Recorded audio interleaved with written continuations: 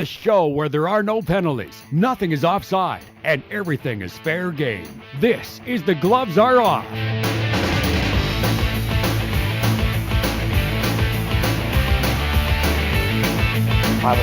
Welcome to the set of The Gloves Are Off. We're ready to drop the gloves here. Joining me as always on set, Brian Curran. Welcome back to the set. It's good, and it's good to be back. I heard a strong rumor that you've got skates. I purchased skates. Alexander Ovechkin is on the cover of the box of skates that I purchased. I'm a little excited.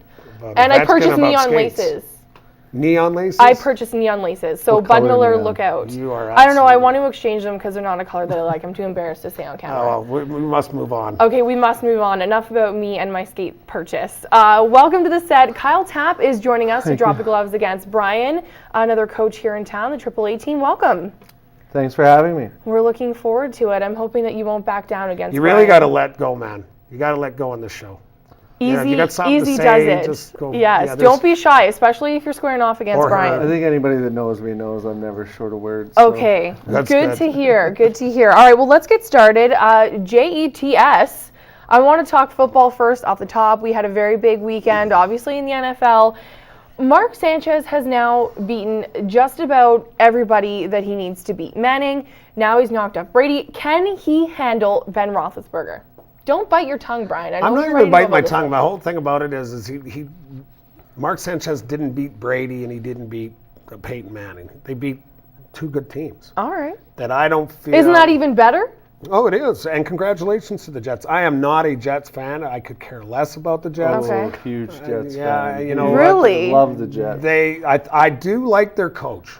Okay. He's gone on a different angle of approach of the whole game, and he's kind of like the Muhammad Ali. Now he's making waves. He's talking the talk, and they're walking the walk. They and are. Good for them, but they beat my Patriots, so I could care less. I hope they get killed by Pittsburgh. All right. Well, then, Kyle, let me ask you this. Do you think that Rex Ryan's sort of us against the world mentality has been successful and everyone's bought into it and it's going to carry them all the way into the Super Bowl?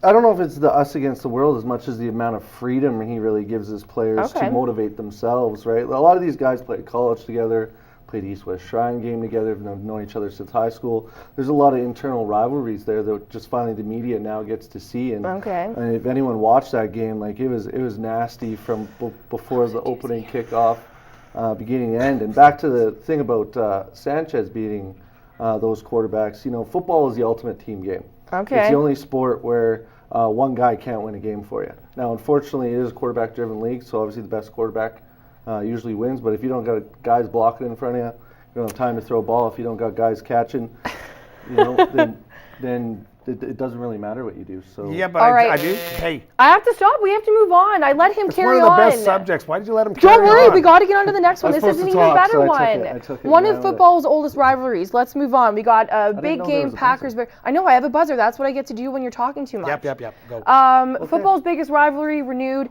Big game for this NFC Championship. Aaron Rodgers.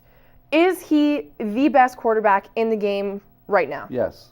Why? Because Brady got beat out. Brian, why don't you? We need to get you like an I Heart Brady T-shirt. I think you're going too far with that. Why do you like Tom Brady? Because I think he is the best quarterback. Why? He's mobile, sees the field, got great receivers. But if he was the best, why didn't he pull that game off?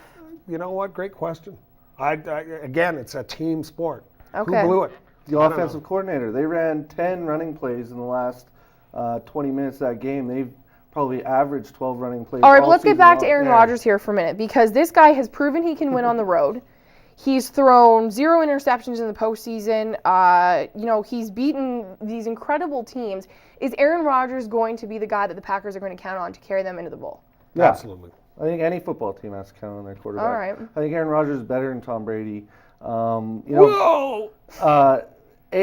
You can't look at the body of work yet, but you got to factor in the age, and his numbers speak for themselves. He's mobile. He's a game changer.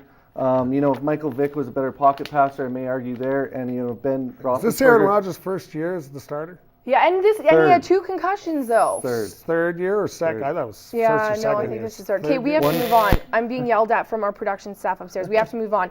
Let's talk about a team that cannot win. The Baltimore Ravens.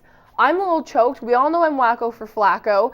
But the Ravens are now 0-3 against the Steelers. I can't argue the fact that they are 0-3 against this team in the postseason. They always want to play them, but they can't beat them. When is Baltimore going to be able to handle the Steelers? Are they ever going to be able to handle the Steelers? Yeah, it's back to the quarterback thing again. You got two teams that are so even and so equal that the only intangible piece that's different is Flacco versus Roethlisberger.